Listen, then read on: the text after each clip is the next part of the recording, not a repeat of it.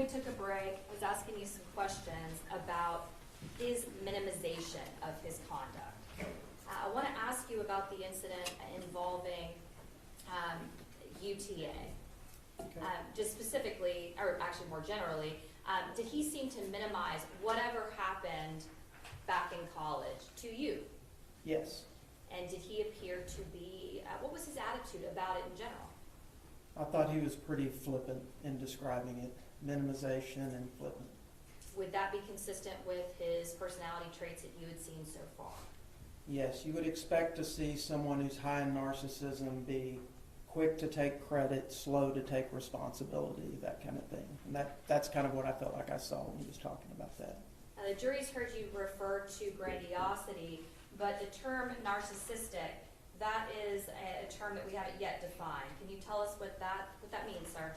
Sure, so and those two are certainly related, but narcissism has to do with not only a person's sense of self, so they have an overinflated sense of themselves and their own abilities, but it also relates to how they see and view others. So not only do they tend to have a high view of themselves, they don't tend to have a very high view of others or their opinions. They often have a low tolerance for disagreement. They tend to be overbearing or domineering with other people. They can be manipulative at times. They certainly have an issue with taking in information that doesn't agree with them.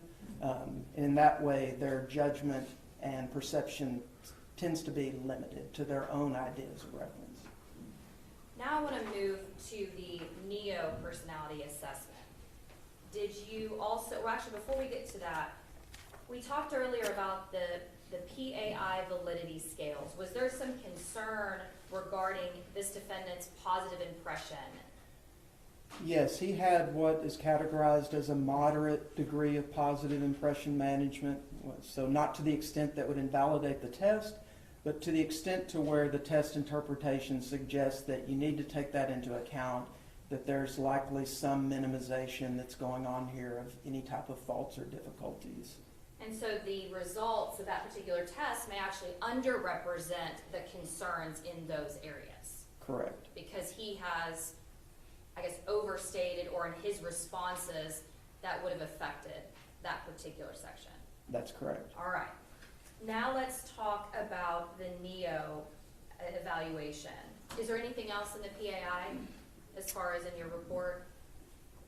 No, the main things from the PAI that were noted we discussed in terms of his grandiosity and interpersonal difficulties. And now let's move to the NEO evaluation. Or actually, let me ask you one question real quick about the particular clinical scale. Part of that personality test that we've been discussing, was there either a concern, or at least the notation there was a moderate elevation in this defendant's aggression or verbal aggression? Yes, that's part of the interpersonal issues that I was discussing before. He did have a moderate elevation on a scale related to verbal aggression. Can that be problematic if you are seeking employment to be a police officer? Very much so. Now let's move to the NEO. Explain that to us. What were some of the findings regarding that particular test? So the NEO, again, it differs from the PAI in that it doesn't assess for impression management. So if there's some indication that some impression management is going on, it really limits how much you can interpret this type of test beyond it just being their own perception of themselves as a self-report. And in this case, given that it did appear that he was exercising some positive impression management and some guardedness, there wasn't a whole lot to be gleaned from the NEO beyond the way that he saw himself. But it certainly was an indication of whether or not there's any psychopathology there or not. Okay. And so overall, was there, you mentioned earlier that the NEO doesn't have an ability to determine if there's some sort of over-representation, or I guess the self-inflate, or the positive impression, correct? That's correct. Okay. It doesn't measure for that. Okay.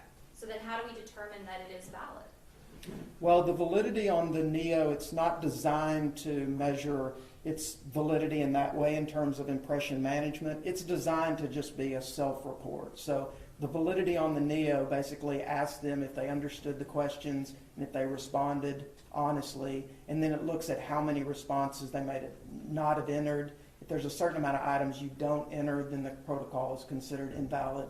But it doesn't look at validity to the extent of impression management the way the PAI does. It's just designed as a self-report or self-reflection of how they see themselves on these personality traits.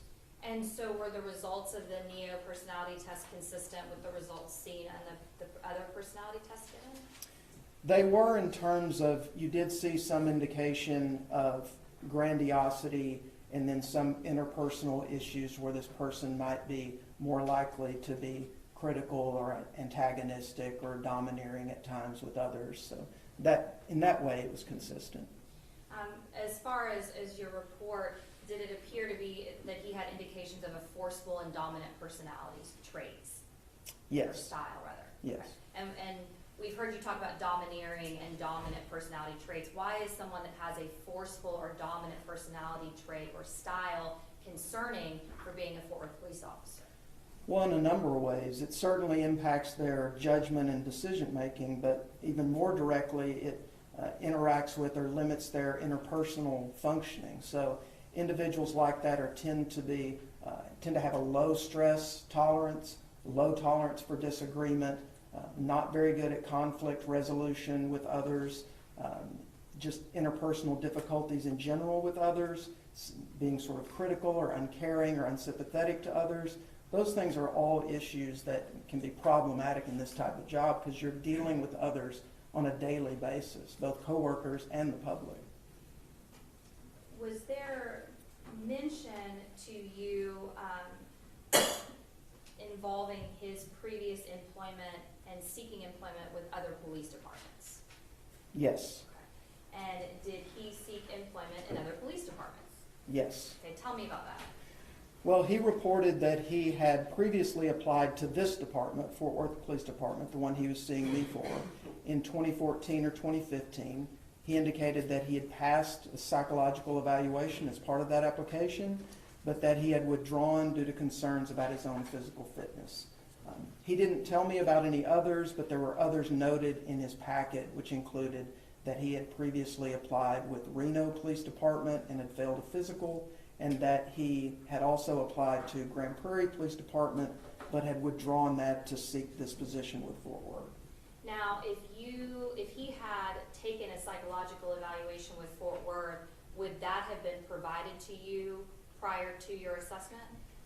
Typically, yes. If the agency has a prior evaluation, it's up to them what they provide, but typically we get that type of information. Had that been provided to you? No. Okay, and so the personality traits that you have discussed so far, are those traits that you would expect to diminish or go away over time without any treatment or intervention? Typically, no. Why not? Well, because personality traits or structure tends to be, especially once you reach adulthood, tend to be fairly stable over time. You can see some changes in behaviors, things that you can address in terms of symptoms or behaviors, but one's personality structure, once it's established, doesn't tend to change night and day. You don't typically see someone that's highly extroverted at age 30 and then at age 40 they're all of a sudden very, very introverted, unless something big has happened, whether it be treatment or a life event or injury or something like that. And the particular traits of the overinflated view of themselves, the forceful dominant personality, would that be concerning in terms of how they view, for example, a call when they're responding as a Fort Worth police officer, how they view the steps that they take? Yes. Objection, that's beyond the scope of expertise. Sustained. And overall, what was your conclusion of this defendant's psychological evaluation? My conclusion was that he was not psychologically suitable to serve as a police officer. And why is that? Because the results had suggested that he had a narcissistic personality style that would inhibit his judgment, decision-making, interpersonal abilities, and would make him more likely to engage in behaviors that could put himself and others at risk.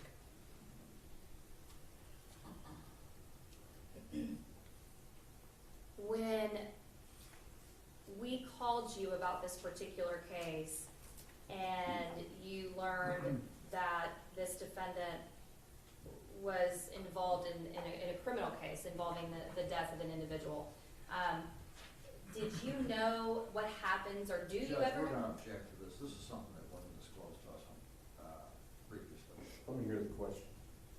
Do you know what happens to those after they take their psychological evaluation? I'm No. going to answer that question. No, I submit my report to the agency, and then that's typically the end of the process for me, unless they call and have questions.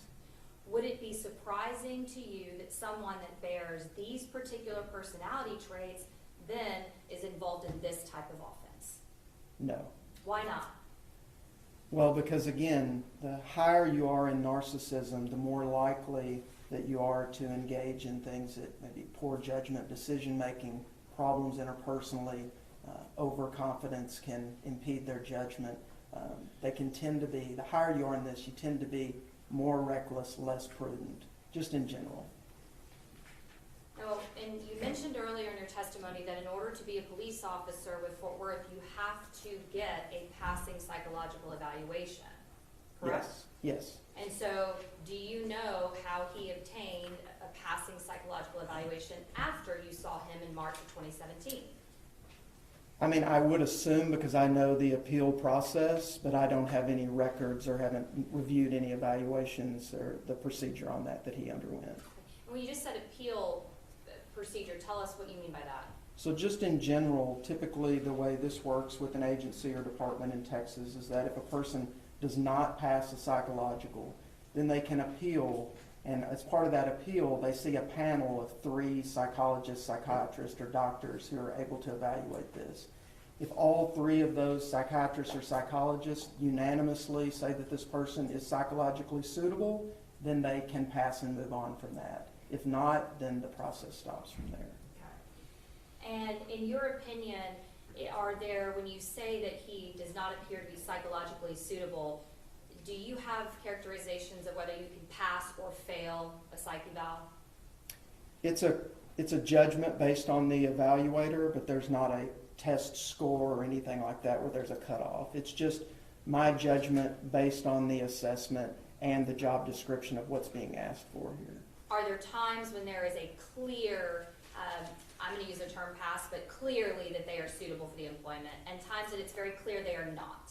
Yes. Are there also a category where they might be a little bit in the middle, where there's a little gray? Maybe they could, maybe they couldn't. You have some concerns, but they might be okay.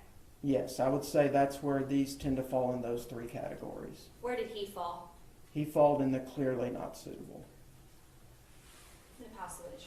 Cross-examination.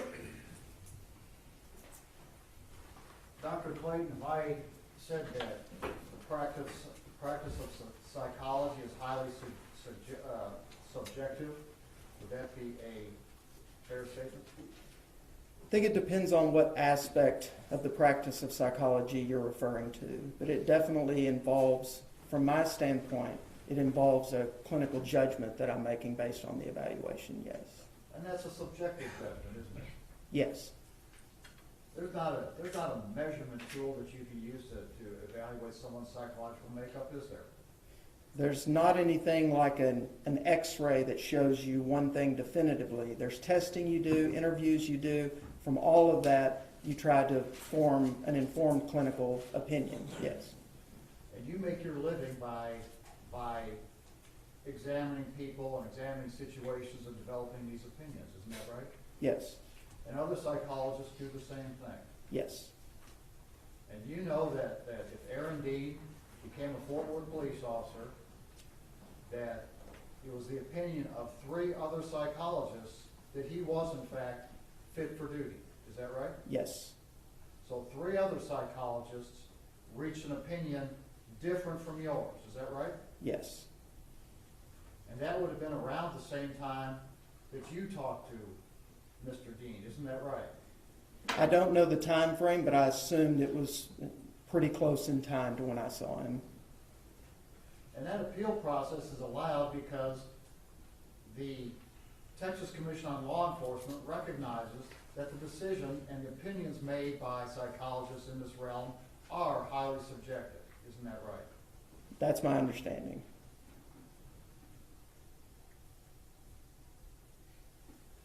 So is that the only time that you've ever talked to Aaron Dean?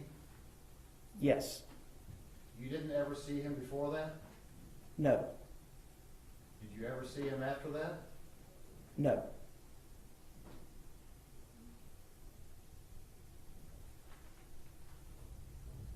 You mentioned that there were a couple of statements that he made that were brought out by the prosecutor that you took note of, one of which had to do with the fact that he believed that he could teach calculus. Is that right? Yes, that he could teach an advanced calculus class. Did you know at that time that he has a college degree in physics? Yes. And that still seemed unusual to you, that he could teach calculus? Yes. Have you ever had a gun pointed at you? No.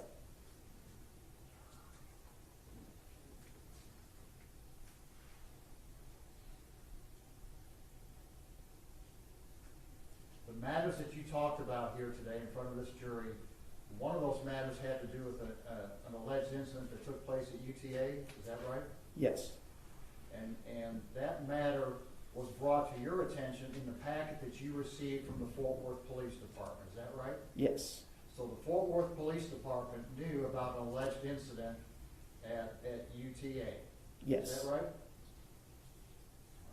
So that was in the Fort Worth Police Department's packet of information, in their hiring pack that they would have had access to when they hired Aaron Dean, correct? Yes.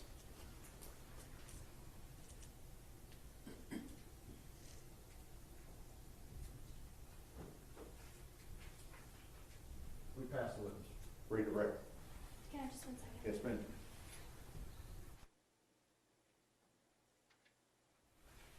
We don't have any questions, Your Honor. May Dr. Clayton be finally excused. No objection from the state.